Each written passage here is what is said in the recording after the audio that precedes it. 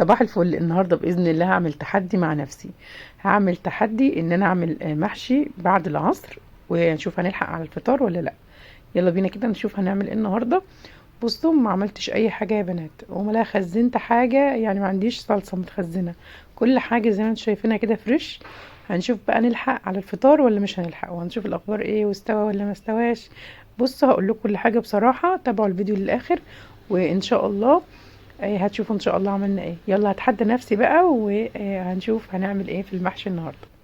اول حاجه بصوا عملتها على طول كده على البوتاجاز، حطيت 3 حلل، وحطيت الطماطم كده بحالها، وحطيت عليها ميه عشان خاطر ايه تنجز معايا. تمام. وحطيت طبعا حلتين، حله الورق العنب وحله للكرنب. وقطعت الخضار لان انا هعمل ورق عنب وهعمل كرنب. شفتوا الشطاره بقى والجمال اللي هعمل ورق عنب وكرنب. يعني مش مثلا هعمل صنف واحد واخلص، لا.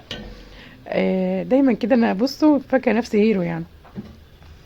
حطيت بقى حله كده كبيره فيها ملح وكمون عشان خاطر ايه سلق الكرنب.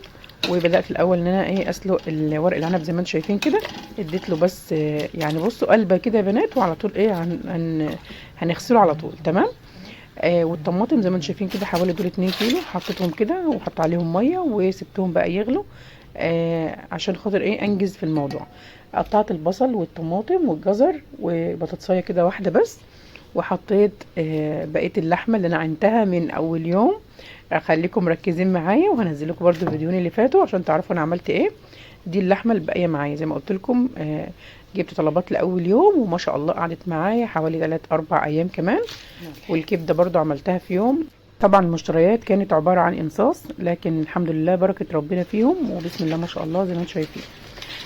هحط بقى الكرنب يتسلق بالشكل ده. وبعدين طبعا قطعت بقى الكرنب وقطعت الحاجات بسرعه بسرعه بسرعه. ورق العنب معايا هضيف له ملح وكمان رشه كمون وعصره ليمونه عشان يبقى فاتح معايا وجميل. زي ما قلت لكم غلوتين بالظبط وهنغسله على طول. وفي نفس الوقت حاطه الكرنب، وفي نفس الوقت حاطه الطماطم زي ما انتم شايفين كده. بدات اهي تغلي. اول ما تغلي كده غلوتين هضربها ضربه كويسه بقى بالهاند بلندر، ويبقى معايا الصلصه على طول جهزت معايا.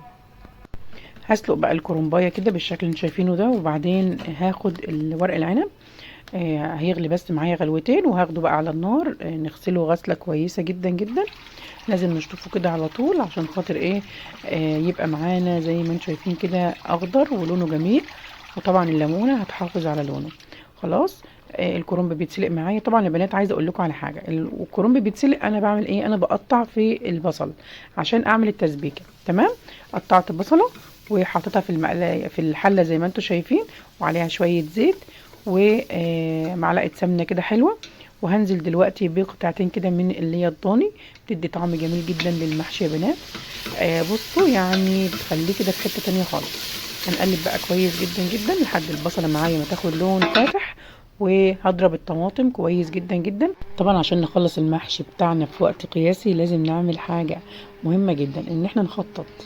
لازم التخطيط في اي حاجه بتعمليها. ان انتي طيب انا دلوقتي هعمل محشي في قدامي ساعتين، فهنعمل ايه؟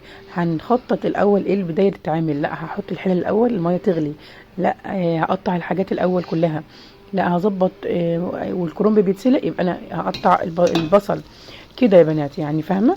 شغلي دماغك وشغلي مخك، والدنيا معاكي هتبقى تمام جدا حتى لو الوقت معاكي مش هيقضي. تمام. عملت ايه بقى؟ حطيت الصلصه على البصل بعد ما اصفرت. ودي بصلايه بعملها كده اسمها بصله مرتة، تحط عليها كل التوابل اللي بتاعه المحشي، اللي هي ملح وفلفل وكمون وكزبره ونعناع. تمام. هي دي توابل المحشي. هحطها بقى على المحشي واسيب المحشي يتسبك. اثناء ما المحشي بيتسبك انا عملت الخضره، حطيت بقى الخضره غسلت الرز بسرعه بسرعه، وبدات بقى ان انا ايه اقلبهم بقى ببعض، وعملت الخلطه. تمام. وبدات بقى ان انا احشي بالشكل اللي انتم شايفينه ده. بصوا مش قادره اقول لكم انا بحشي ازاي. انا بحشي بسرعه بسرعه بسرعه. بصوا يعني مش قادره اوصف لكم بجد، وكمان خايفه يعني هلحق ولا مش هلحق. بس هنشوف في اخر الفيديو انا لحقت ولا ما لحقتش. بصوا بقى زي ما جبت بقى حلل، يعني بصوا انا مش عامله حلل كبيره، انا عامله حاجات برده صغيره. جبت الحلل دي اللي احنا بنعمل فيها الكيك، وبحب جدا اعمل فيها المحشي بالذات ورق العنب. بينزل كده زي سوري، بينزل زي التورتايه كده، بيبقى تحفه. فجبت بقى الحله الكبيره بتاعه الكيك والحله اللي هي متوسطه. وبدات بقى ان انا احشي لحد ما خلصت بقى، خلصت ورق العنب وخلصت الكرنب بسرعه. علقت على المحشي بالظبط الساعه 5 بالظبط كان المحشي على النار. بقيت اقول يا رب يا رب يا رب. عايز اقول لكم بقى على حاجه، ما تفتحوش بقى على المحشي، هتحطوا له الميه بتاعته، وحطيت توم وحطيت حطيت مرق الدجاج زي ما انتم شايفين. وبصوا ميه من الكاتل، تك تك بسرعه بسرعه بسرعه. عايزه اقول لكم بسم الله ما شاء الله بجد، يعني طلع تحفه، طعمه جميل كده على ورق العنب. ليمون وكمان توم ومرقه الدجاج، وظبطت الملح. وبرده نفس الكلام ورق الكرنب زي ما انتم شايفين بسم الله ما شاء الله خلاص دخل في السوا. بصوا بقى اقول لكم على حاجه، وطلع جميل وكل حاجه، بس نصيحه مني ما تعملوش زيي ما تعملوش المحشي في نفس اليوم بالذات في الصيام. تمام، اعملي قبلها بالليل عشان تبقي كده قايمه رايقه، ما تعملش الحاجه بسرعه بسرعه وتبقى مجهده بالنسبه لك. وكفايه الخوف، يعني كفايه ان انت تبقي خايفه ان الحاجه ما تطلعش مظبوطه على الفطار. تمام، الفطار ده لازم نجهز له من قبلها ونظبط احنا هنعمل ايه النهارده. بصوا المحشي بسم الله ما شاء الله استوى، بس مش السوى المظبوط للامانه. تمام يا بنات، المحشي عندي بيقعد ساعتين، ساعتين ونص، ممكن 3 كمان على